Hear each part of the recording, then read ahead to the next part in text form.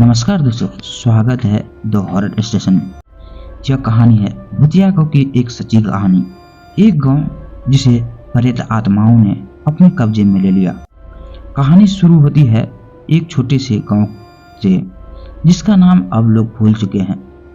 गांव कभी हंसता खेलता था, पर अचानक एक रात सब कुछ बदल गया। वह गांव अब वीरान और खामोश है। लोगों का कहना है कि इस गांव में प्रेत आत्माओं का कब्जा है। यहाँ के लोगों को रात में अजीबोगरीब आवाजें सुनाई देती थी, अंधेरे में परछाई दिखती थी और कुछ लोग अचानक गायब हो जाते थे, फिर कभी वापस नहीं लौटते थे।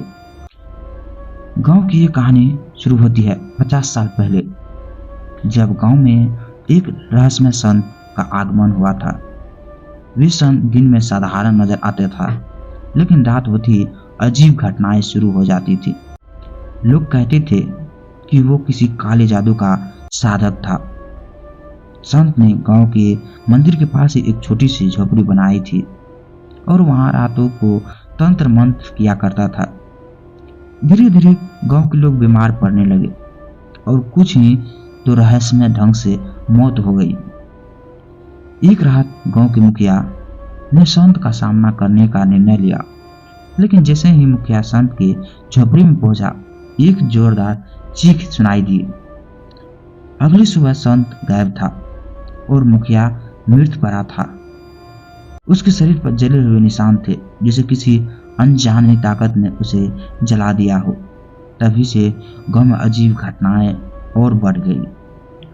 कुछ समय बाद गांव के लोगों ने वहां से पलायन कर लिया। जो भी गांव में रुकने की कोशिश करता है, उसे भूतिया ताकतों मार डालती है या गायब कर देती है। अब गांव पूरी तरह वीरान है और कोई भी वहां जाने की हिम्मत नहीं करता। गांव के एक पुराने दरवाजे में यह बात सामने आई कि संत ने अपनी मौतों से पहले गांव को श्राप दिया था। उसके अनुसार जो भी इस गांव में पैर रखेगा, वो आत्माओं का शिकार बन जाएगा। इस गांव की आत्माओं को अब शांति नहीं मिलेगी जब तक कि संत का खोया हुआ रहस्य नहीं सुलझाया जाता। क्या कोई इस गांव के रहस्य को सुलझा पाएगा, या संत असली उद्देश्य था